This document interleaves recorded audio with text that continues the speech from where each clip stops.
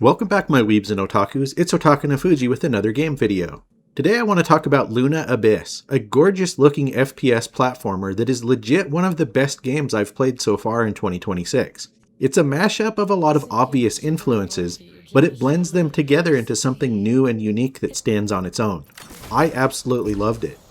As always, if you like this or any of our other content, please like and subscribe. It really does actually help if you do.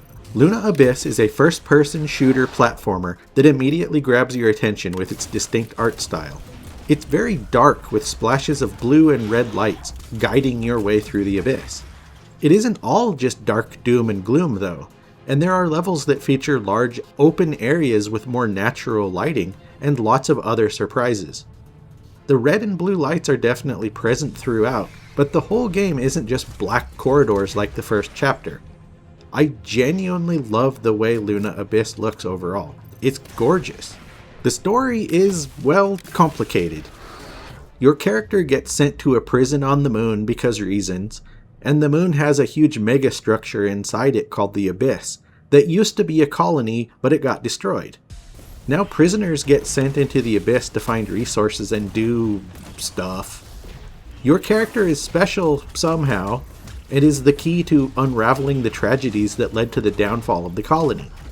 I have to say that while I love the setup, the actual story in the game kinda sucks. This is one of those games where the bulk of the vital story details are told through journals scattered all over the world, and the limited cutscenes and conversations you have during gameplay don't really tell you what's going on at all. Which means I have no idea what happened because I'm not reading goddamn text journals. Optional journals and library entries are by far the absolute worst way to tell your story, game developers. Stop doing it. Practically no one cares enough to read any of it. The storytelling is the only real complaint I have with Luna Abyss though. Thankfully the presentation and gameplay are more than enough to compel you to keep playing, even if you aren't following the story. The game is a blend of BioShock and Doom 2016 and Metroid Prime and Nier, and doesn't try to hide these influences at all, but it puts it all together into something unique. The platforming exploration is like Metroid Prime. The world and story are very much like BioShock. The combat is very reminiscent of modern Doom, but with arenas full of enemies blasting glowing balls of death like a bullet hell shmup. And the dystopian setting and characters you meet are all straight out of Nier. It's legit a bunch of my favorite things all smashed together and I love it. I also love that the game offers a ton of accessibility options that don't affect achievements.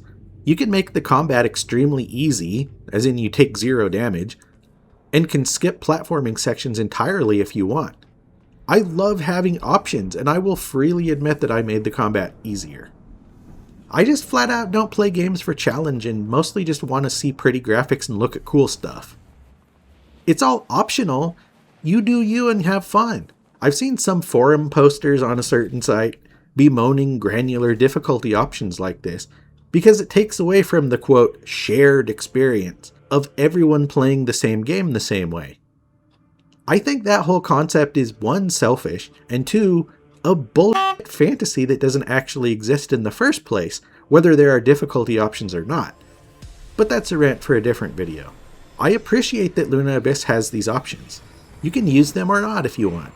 The game is still great either way. Finally, I want to address the controversy that alt-right chuds have decided to review bomb Luna Abyss over. There is one singular sentence about pronouns in the game that got certain losers' undies all twisted because they think it makes the game woke and DEI or something.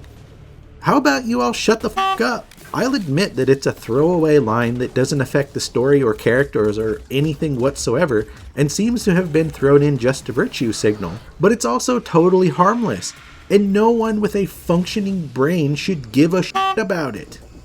If you're such a delicate snowflake that you refuse to play a game because of one line, you really need to go touch grass. And if you have a problem with me saying that, then GTFO and don't watch this channel. It's as simple as that. Sorry to get all dramatic, but I hate seeing chuds ruining everything, especially over something as benign as this. Anyway, Luna Abyss is awesome and genuinely one of my favorite things I've played so far in 2026.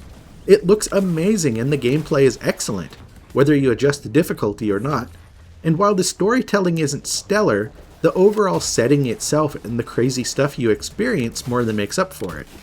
I highly recommend you play Luna Abyss. It's on PC, PS5, and Xbox for $30, and it's totally worth it. Or you can play it through Xbox Game Pass. Definitely play it though. Thanks a lot for watching. Please like and subscribe and check out otakunofuji.com.